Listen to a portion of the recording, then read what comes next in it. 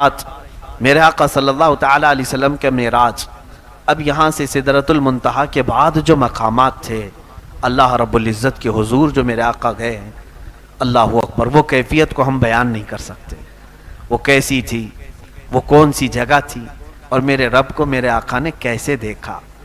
حضور صلی اللہ علیہ وسلم سے پوچھا بھی صحابہ نے، تو حضور نے اتنا کہا، میں نے میرے رب کو بہت حسین شکل میں دیکھا ہے، لیکن کوئی چہرہ ایسا تھا یا کوئی ہاتھ تھا، کوئی پیر تھا، معاذ اللہ، اللہ کے لیے کوئی جسم ثابت نہیں کر سکتے۔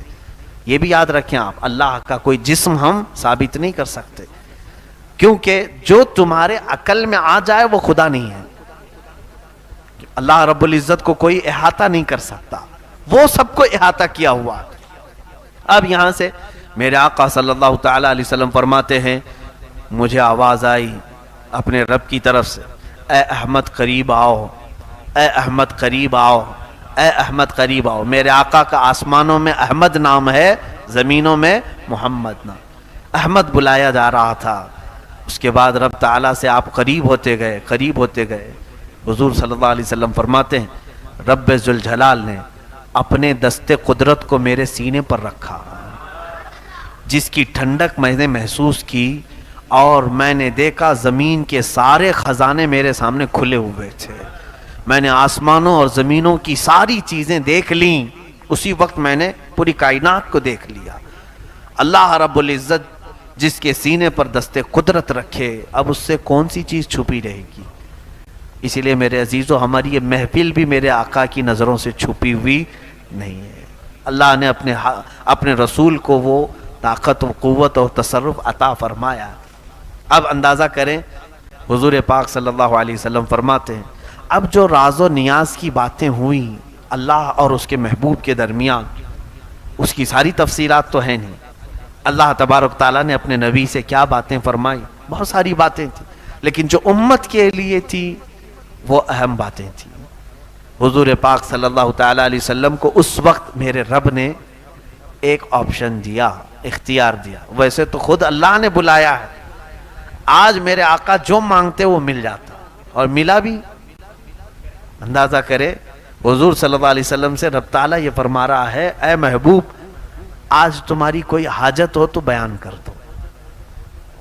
اگر رسول پاک صلی اللہ علیہ وسلم، کیونکہ میرے آقا نے کبھی یہ نہیں کہا کہ مولا مجھے اب کسی چیز کی حاجت نہیں، بلکہ ہمیشہ ہم تیرے محتاج ہی ہیں۔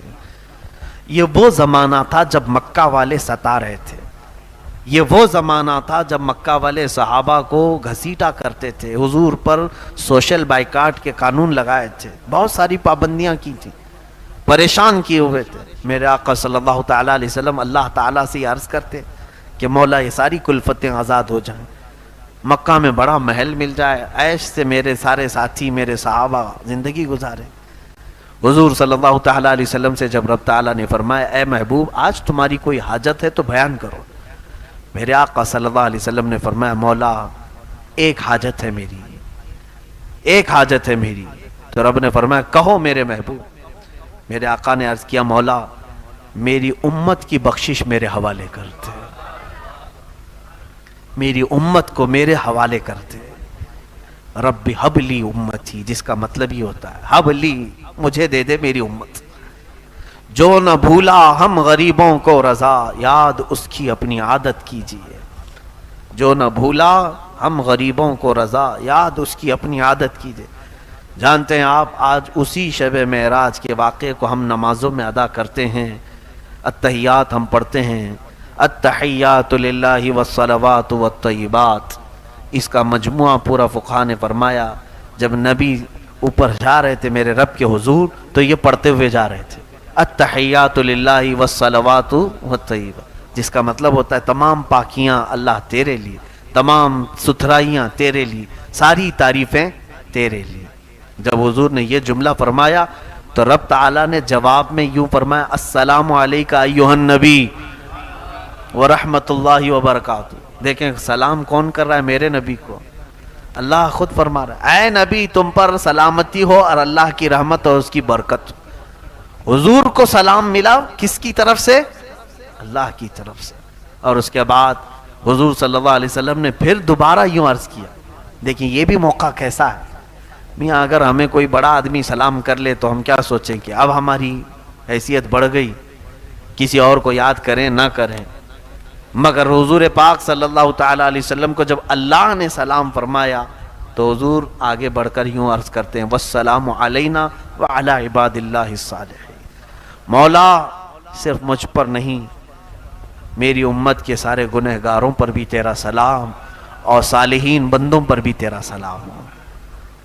میرے آقا کہاں ہمیں فراموش کیے، کہیں ہمیں بھولے ہیں میرے آقا؟ رسول کریم صلی اللہ علیہ وسلم نے ہمیں کسی جگہ پر چھوڑ دیا ہے؟ اے میرے عزیزو، اللہ کے حبیب صلی اللہ علیہ وسلم نے جب یہ عرض کیا، سارے ملائکہ سن رہے تھے اللہ کا کلام اور نبی کا یہ کلام. حضور نے پہلے کیا کہا اللہ کی تعریف میں؟ التحیات للہ والصلوات والطیبات. تو رب تعالیٰ نے فرمایا السلام علیکہ ایھا النبی ورحمۃ اللہ وبرکاتہ. اور میرے آقا نے پھر کہا والسلام علینا وعلی عباد اللہ الصالحین. تو یہ دونوں کے کلمے سننے کے بعد فرشتوں نے کہا اشہد ان لا الہ الا اللہ واشہد ان محمدًا عبدہ ورسولہ. ہم گواہی دیتے ہیں کہ اللہ کے سوا کوئی معبود نہیں، اور ہم گواہی دیتے ہیں کہ محمد صلی اللہ علیہ وسلم اللہ کے بندے اور اس کے رسول ہیں. یہ اگر کوئی اتحیات کا اتنا ٹکڑا بھی پڑھ لے تو اسے معراج سمجھ میں آ جائے گی.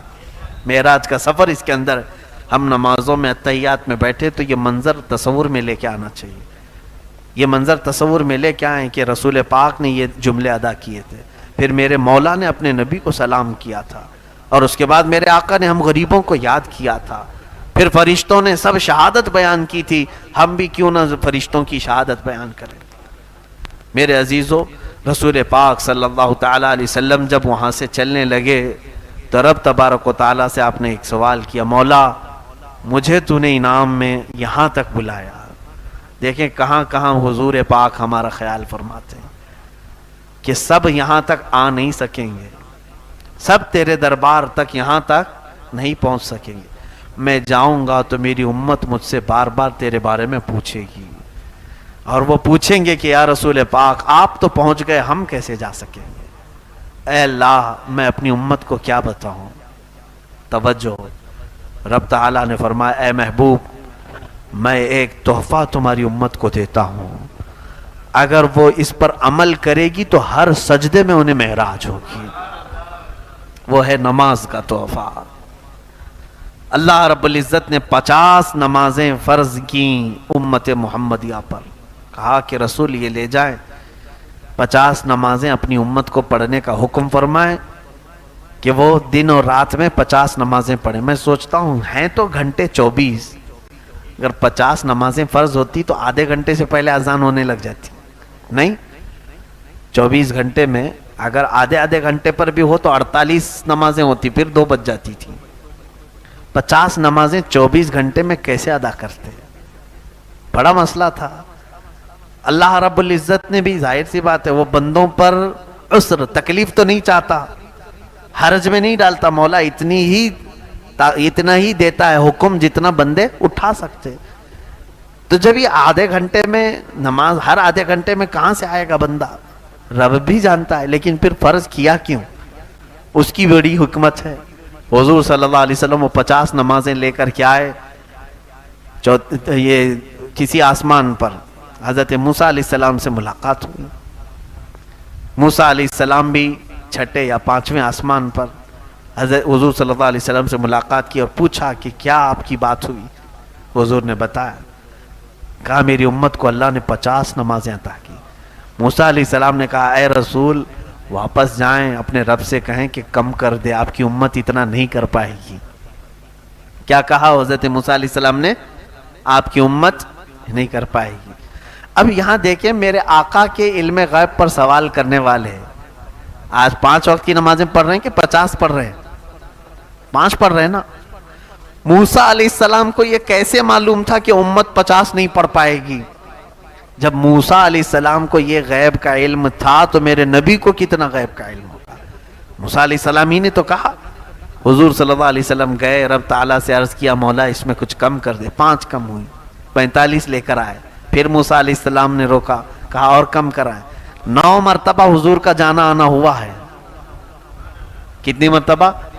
9 مرتبہ حضور صلی اللہ علیہ وسلم رب تعالیٰ کے حضور جاتے، کم کراتے آتے۔ اب یہاں پر بھی بعض مفسرین نے لکھا ہے کہ ایک ہی بار میں ڈائریکٹ 45 کم کرا کے آ جاتے۔ اللہ کو بھی معلوم ہے جب حضور صلی اللہ تعالیٰ علیہ وسلم 5 لے کر کے آئے تھے، 45 گھٹ گئی، کتنی بچی؟ 5۔ تو حضرت موسیٰ علیہ السلام نے پھر کہا اور جائیے کم کرائیے، تب میرے آقا نے کہا اب مجھے شرم آ رہی ہے، اب حیا آتی ہے، اس سے کم کراؤں۔ لیکن رب تعالیٰ نے یہ فرما دیا اے محبوب آپ کی امت یہ اگر 5 ہی پڑھے تو میں 50 کا ثواب دوں گا، 50 کا پورا ثواب دوں گا۔ یہ 5 میں وہ 50 نمازوں کا پورا ثواب ہے جو پہلے ہمیں فرض کی گئی تھی۔ اب یہاں پر مفسرین فرماتے ہیں ایک ساتھ کم کروا سکتے تھے، جا کر کے سیدھے کہتے 45 کم کر دے، 5 رکھ جائیں گے۔ موسیٰ علیہ السلام بھی ڈائریکٹ کی کیوں نہیں کہے اتنی کم کرا کے لے کے آ جائیے ڈائریکٹ؟ تو فرمایا موسیٰ علیہ السلام وہ تجلی جو کوہ طور پر دیکھ نہیں سکے تھے، جو ہلکی سی تجلی دیکھ کر غش کھا کر گر گئے تھے، موسیٰ علیہ السلام وہ رب ذوالجلال کی تجلیاں میرے مصطفیٰ کی آنکھوں میں دیکھ رہے تھے، میرے نبی کی آنکھوں میں دیکھ رہے تھے۔ آنکھوں میں آنکھیں ڈال کر کے مولا کو دیکھ کر آنے والی آنکھیں کیسی ہیں؟ تو اس لیے جب میرے آقا حضور صلی اللہ علیہ وسلم رب تعالیٰ کے حضور سے واپس آتے، وہ آنکھوں میں تازہ جمال و جلال میرے رب ذوالجلال کا، موسیٰ علیہ السلام توجہ سے دیکھتے اور پھر کہتے جائیے آپ۔ حضور صلی اللہ علیہ وسلم کا معاملہ یہ تھا اپنے رب کے حضور جتنی بار جاؤں کم ہی ہے، بار بار ملاقات کروں، اور رب تعالیٰ یہ چاہتا ہے کہ میرا محبوب آئے جائے آئے جائے۔ حضور صلی اللہ تعالیٰ علیہ وسلم اخیر میں یہ تحفہ لے کر تشریف لائے معراج کے اس سفر میں۔ میرے عزیزو یہ سفر یوں ہی کمپلیٹ نہیں ہوتا،